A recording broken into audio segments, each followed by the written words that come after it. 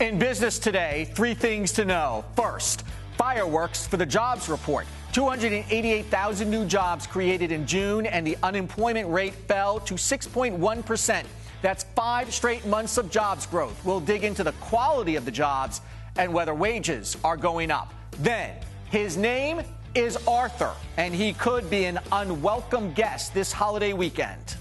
Come in. Who is in the line of the fire, and will the hurricane wreck the travel industry? And Beyoncé tops the Forbes Celebrity 100 list. How stars gain power by expanding their brand. Arise Exchange starts now.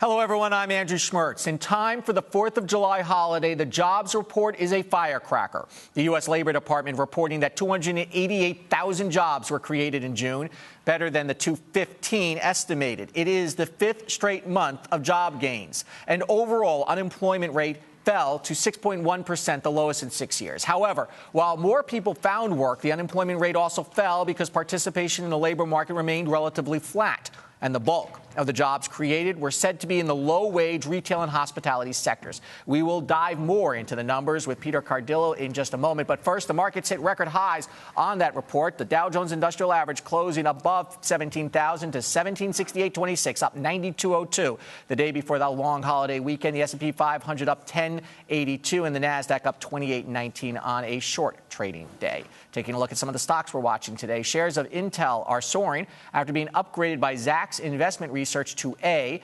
#1 strong buy. Analysts say the optimism surrounding the stock is directly related to the strength in the PC market. Intel closing up 16 cents. American Apparel founder Dov Charney has agreed to give up voting rights in return for securing the loan used to increase his stake in the company. The hedge fund loan increased his ownership to 43%. American Apparel closing up 4 cents to 87 cents.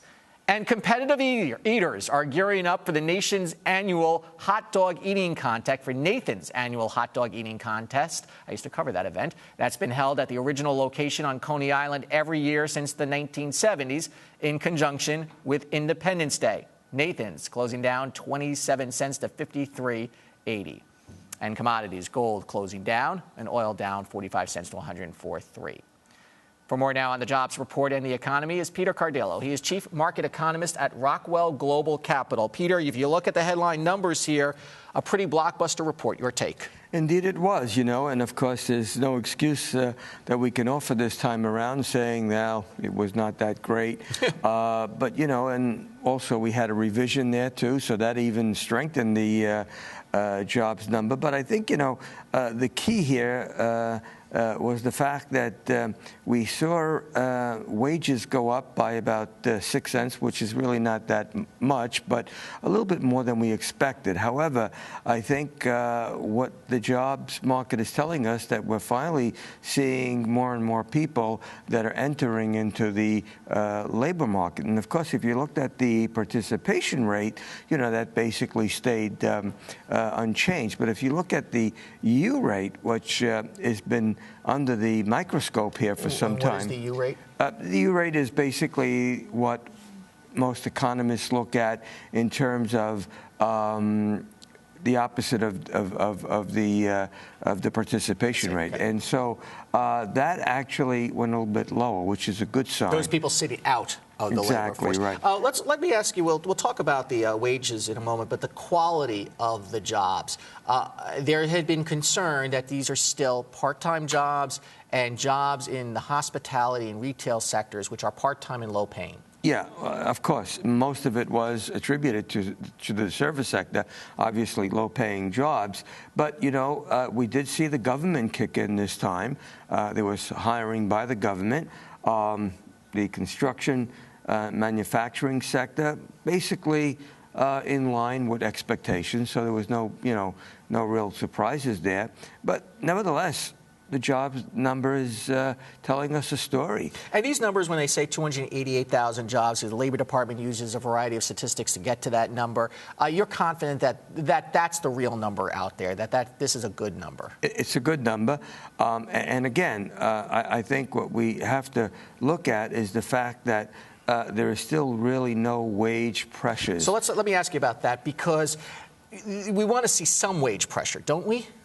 A little bit, but not too much, because obviously, you know, that leads to inflation. That would lead to inflation, and certainly that would lead to the Feds having to change monetary policy. Well, there was some Monday morning quarterbacking, as there always is, and saying by some economists, now the Fed's got to act and start raising interest rates. And I heard somebody say, you know, don't take out the fire hydrant and, you know, kill any recovery. Yeah, exactly. But, you know, there is another point that has to be made here, and that is that if you looked at what happened to the bond market today, we did see yields spike up, and at one point they were the 10-year note was just knocking on the door of 270, around 267, 268. But then by the end of the day, we saw that strength weakening. Now, I want to kind of think that it's probably due to the shortened trading day, and, you know, with most Wall Street employees away already celebrating the 4th of July, I think that may have been a factor. So the key to watch next week is the yields. If we see a spike in the 10-year note going above 275, then I think that debate that you brought out will probably accelerate. So right now the bond market is pricing in no real hike in interest rates, is what you're thinking? What the bond market is saying, everything remains status quo, and the bond market is saying that they do not expect the Feds to raise interest rates. When you look at the stock market now, we've hit 17,000. Again, light volume, short trading day, light volume all week, which technically, from an analysis, might suggest a pullback once volume sort of kicks in a little bit. But what do you think, you know, with this jobs report, clearly the market isn't thinking that that's going to lead to higher interest rates right now. Exactly. And I think that, you know, maybe the rise that we saw in the Dow today was somewhat exaggerated due to the light volume. And, you know, it's very easy to move the markets when there isn't a lot of volume. Okay, so what are you looking for the rest of this for this summer? Are we now looking at this jobs report? Can we now translate into saying that the GDP is going to have a pretty solid growth? Absolutely. I think we're probably Q2 growth is probably going to come in close to 3%. You know, just look at the other indicators that we've had; they're all pretty solid, and so growth is certainly has turned the corner. Certainly from the negative growth that we saw in Q1. But in terms of the stock market, I still think we're headed for a range-bound trading range, somewhere between maybe 2 and 3% from the higher to the lower end of the range. Okay. Peter Cardillo, thank you so much. My pleasure. All right. Have a good 4th of July holiday. Thank you. All right. And we're going to take a break here on Arise Exchange.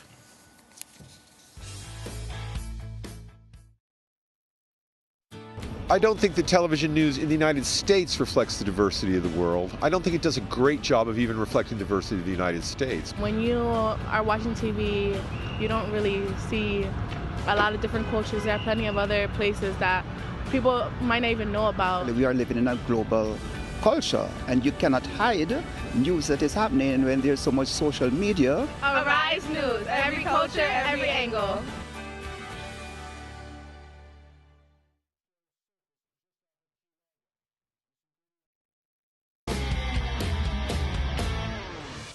This week marks the 50th anniversary of the Civil Rights Act. In 1964, President Lyndon Johnson signed the historic act into law, which prohibits employers from discriminating based on race, sex, religion, and national origin. Johnson addressed the nation that day, challenging Americans to eliminate injustice. Among those who remember that day is Arise book contributor, publisher, and CEO of Human Bookstore, Marva Allen. Marva, it is always a pleasure and an honor to have you here on Arise Exchange. And thank you to talk about this very personal sort of moment. You're a small business owner today. So how, you know, if you could address how the Civil Rights Act and the changes that followed really lifted African Americans and small business owners. Well, it was sort of a watershed moment when that happened, and certainly there was a lot of economic implications. People were able to get jobs they couldn't. They were able to visit places they couldn't. They were able to get into schools with better education in the hopes of a great economic future. First, 50 years later, we're here, small businesses. We still face some of the same problems. We need to have access to capital. That's very hard to do as a small business. And banks still involved, and there's been a lot of lawsuits about this. Banks still involved in what's called redlining, which is discrimination based on where neighborhoods are located, which translates into racial discrimination. Absolutely. I was about to say that. It's hard for any small business, but it is even harder for business of color that are usually in communities that are redlined. What's interesting is I was reading your comments a little bit earlier. The end of sort of racial segregation really helped white businesses as well, because they could no longer discriminate against people who wanted to give them money and buy their products. Exactly. And it's really ironic, and it's something we clearly saw in South Africa as well. Yes. Talk about that a little bit. The whole idea of racial divide, just makes no economic sense. If you have a business and you want to have twice as many customers and you've got a ready set of people, why not support and why not give them the services? I'm sure a lot of economic boom happened from the fact that African Americans were now able to patronize these businesses. So I think sometimes white Southerners benefited a great deal from this very act. How about tracking from the idea of black-owned businesses with black customers to the idea that business is business? Have you seen that over the last decades or so, whereby your customer base has expanded as well? No, my customer base was still pretty much predominantly an African-American, a black community. We got the tourist visitors in and so on, the people who loved Harlem. But, it has not extended, and I'm in the book business, and even that, you don't find a lot of times that other consumers are reading books of color. So, there's still very much a long way to go. We're seeing an increase. What does the government need to do, or get out of the way, if you will, for small African-American businesses in helping to continue to propel them? Well, in order for a small African-American business to become a medium-sized business, to become a big business, to hopefully get on the stock exchange one of these days, there's absolutely nothing to do but get access to capital. So, we have to remove all this redlining. We've got to understand that there is sort of a racial discrimination. Empower more community banking in neighborhoods. Absolutely. As John Hope Bryant is trying to do, yes. Indeed he is. Marva Allen, always an honor. Thank you. Happy 4th. Yeah, thank you. You too, indeed. Time now for our business ticker. Stories making headlines across the nation. The U.S. trade deficit shrunk as exports hit an all-time high. The Commerce Department reporting the deficit fell in May by 5.6% to $44.4 billion. The narrowing of the trade gap comes as U.S. exports reach a record high, helped by a jump, get this, in exports of petroleum products. Imports dipped only slightly. This 4th of July weekend could be the costliest for motorists since 2008. Drivers are facing the highest gasoline prices in 6 years thanks to continued fears of political unrest in Iraq. The current national average is $3.68 a gallon for regular grade gas. That's up 17 cents from last year.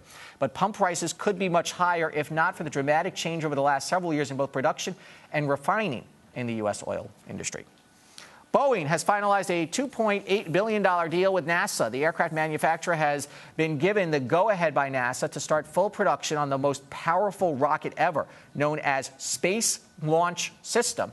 They need a new name. The rocket will explore the deep reaches of space, including near-Earth asteroids, the Moon, and Mars. The rocket's initial test flight from Cape Canaveral, Florida, is expected in 2017. And the founder of Lululemon is exploring a buyout. According to a Wall Street Journal report, Chip Wilson, the founder of the yoga wear retailer, has been talking to private equity firms about taking his company private. No deal has been reached yet, but as the Journal points out, Wilson is, quote, actively exploring options as he seeks to exert more influence over how Lululemon is run. Forbes' annual Celebrity Top 100 Earners list is out, and who do you think topped it? Beyoncé. And it's not just with music. She has built a small business empire. Altogether, Forbes estimates that she earned $115 million this past year. In second place is LeBron James, making $72 million, and not just from on the court. Third place, Dr. Dre, who earned $620 million because of Apple's purchase of his Beats headphones for $3 billion. That will certainly help the bottom line. Zach Greenburg is senior editor at Forbes, worked on the list, and he is back here on Arise Exchange to tell us more about it. Zach, welcome back. I have to ask, how did you find out how much these celebrities make? Because they don't have to fill out financial disclosure reports, do they? No, they don't, unfortunately. But we make it easier for you. No, but we do our best. Fortunately, for entertainers, particularly touring entertainers, we can go through various databases that show how much they sell per show, and we can figure out how much they get per ticket and for merch and things like that. It's a little harder to figure out for endorsement deals and so forth, but we use our back channels to talk to managers and agents and lawyers to figure that out. What stands out from Beyonce is that she is a conglomerate, isn't she? And isn't that the key here? If you could talk a little bit about what she does and how building the brand and getting to the top of this list involves more than just your core business. Right. If Beyonce were only doing recorded music, she'd still have a very nice living, but it would probably be about 1/5, maybe 1/5 of her total take. Touring is huge for her.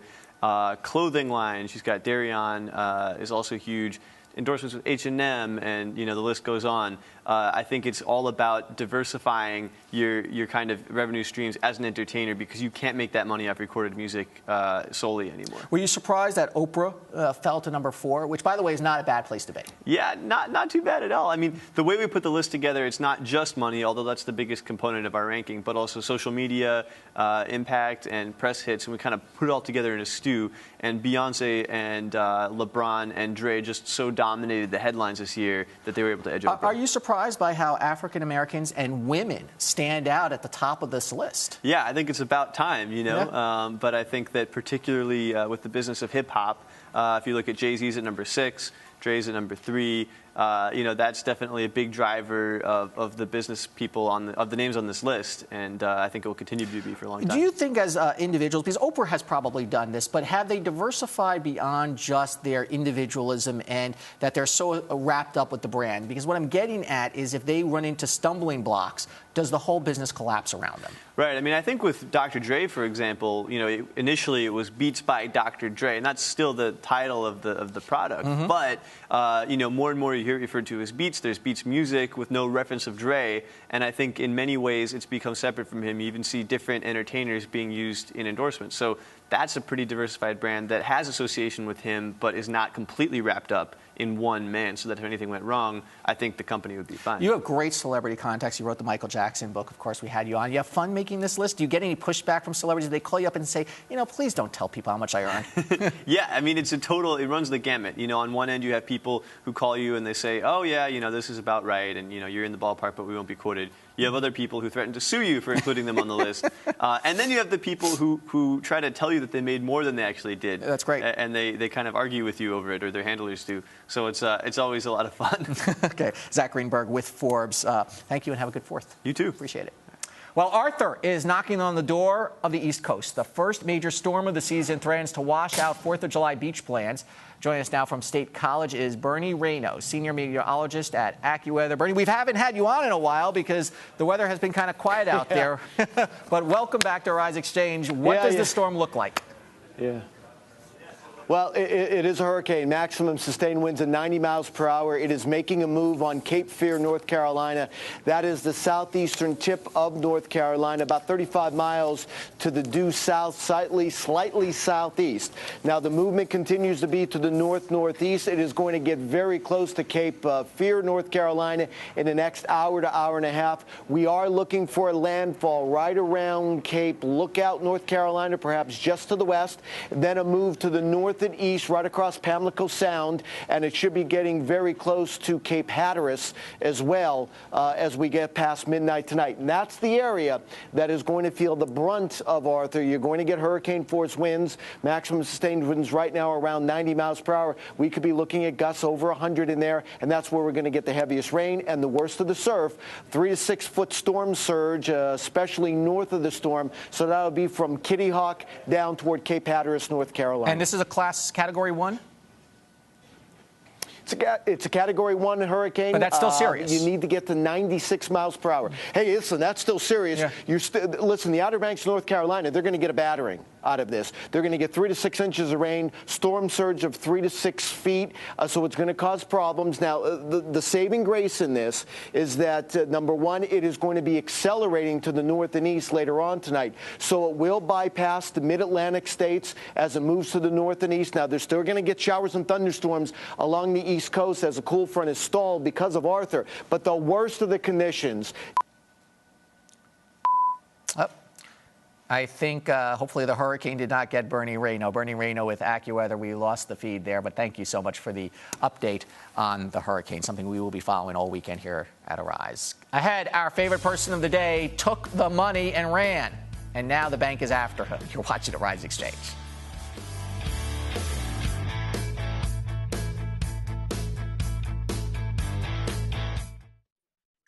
The great thing about Arise Entertainment 360 is that we cover the 360 of entertainment, food, fashion, lifestyle, culture. We're able to cover it all. And the thing I love most about the show is we're able to do a stunning combination of high and low. So we can talk about Rihanna on the red carpet, but we can also speak about high art with people like Sanford Biggers and Hank Willis. We actually spend quality time with our guests, and we really get to know them. It's really intriguing because we get a 360 look at our guests. Well, Arise is the only network that really covers comprehensively the African diaspora. It gives people in other parts of the world of color a chance to know about people here in the United States, us to know about them, and the world to know about us. So it's kind of an educational experience for everybody involved. Getting to know people through stories, through personal stories. You really get a chance to know what people are actually all about, what communities are about. How are we different? But more importantly, what commonalities we all share.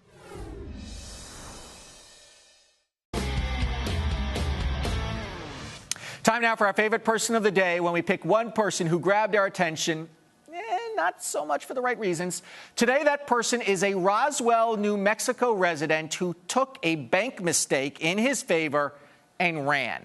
Listen to this story. The unnamed man deposited $430 into his account at Washington Federal Bank in Roswell, New Mexico. But the bank accidentally credited his account $43,000. So what did the man do? Call the bank, call the police? No, he took the money and ran. The bank says the man emptied the account and hasn't been seen since. The law is clear. He must give the money back. Prosecutors are considering filing criminal charges. This has happened before. In 1993, a man deposited a $100,000 check and his bank credited him with $1 million. He spent every last dime and went to jail. So whoever you are, give the money back, because you are our favorite person of the day. Coming up next, a fashion legend steps into the corner office. You're watching Arise Exchange ahead of this 4th of July holiday.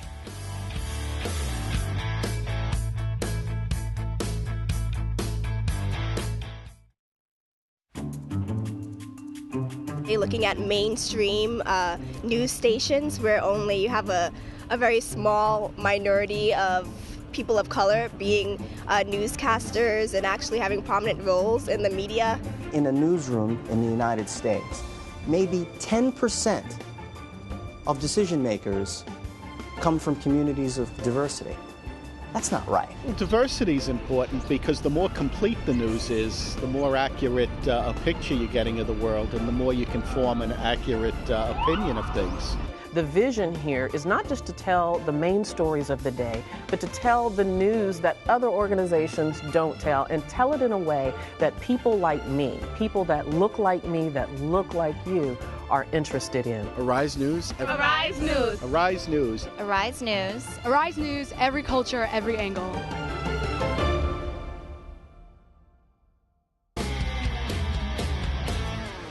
In tonight's corner office, a trailblazer in the world of fashion and business, J. Alexander Martin made a name for himself as the co-founder of the hugely successful clothing line For Us, By Us, or FUBU, in 1992, and credited with helping to make urban culture part of the mainstream.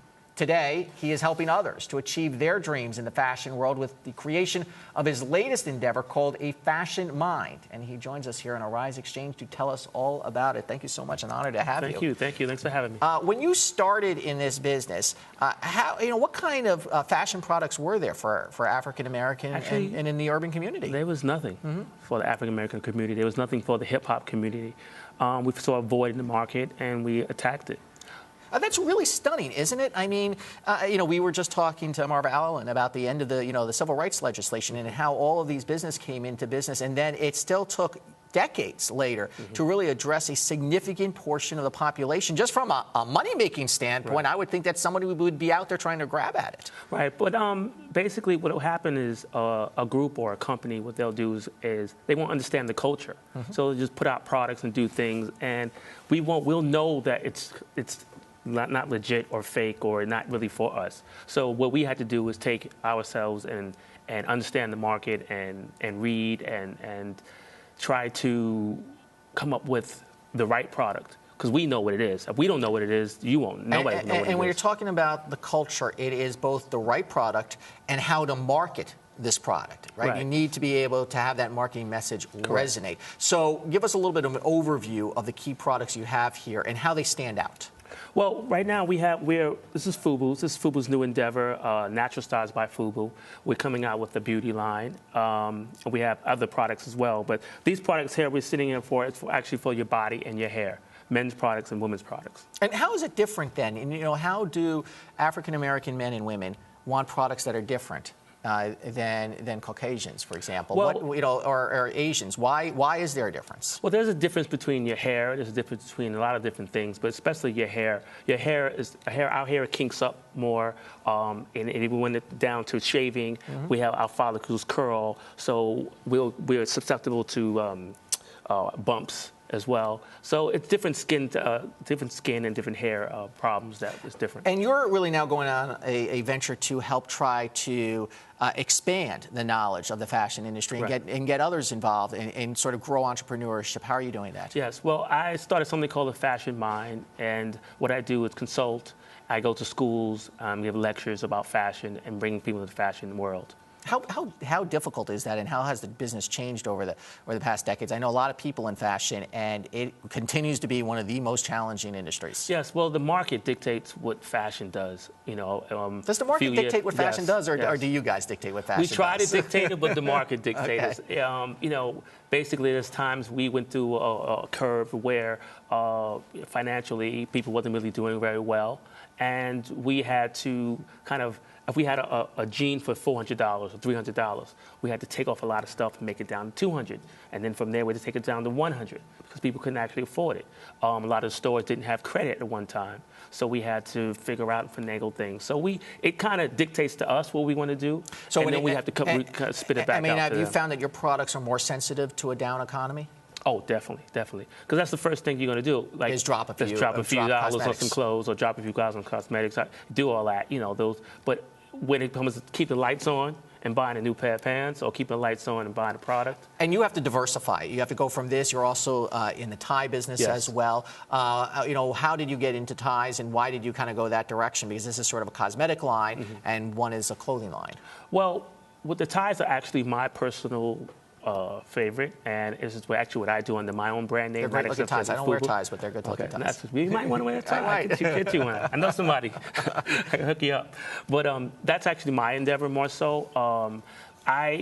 I'm a stylist at heart, creative director at heart, and what I wanted to do is make a product that you could actually put it on and that, because a lot of people don't wear ties. Why? Because they don't know how to, not necessarily you, but you don't know how to put it on if they don't really feel comfortable with it. But this is more like an ornament. Actually, I'm wearing one right now. It's more like an ornament. It's decorative. You put it on a simple white pocket square, and you look amazing. Your backstory is really pretty neat. You served in the United States Navy in a Desert Storm. When I think about Navy men, I don't think of them going into the fashion business. What are your friends and fellow military men say? Funny is when I was getting recruited, I said, do you have any jobs in fashion? And I did ask that question. And he said, oh, well, no, but you could actually go to school for it. And I was like, okay, great. You couldn't go to school for. They just wanted you in the service. It caught me. Finally, in the last 30 seconds or so, I want to get kind of back to the idea of your recruitment and how people can find you and how people interested in fashion could get involved. Okay, well, first you can go to one of my sites,jalexandermartin.com. That's the letter J, alexandermartin.com. That's actually where you could find my ties, and you could email me from there. Twitter, JAlexanderM. That's JALEXANDERM. And Instagram, if you want to follow me along and see pictures, that's A Fashion Mind. Okay, J. Alexander Martin. This was fun. Thank you for coming. Thank you.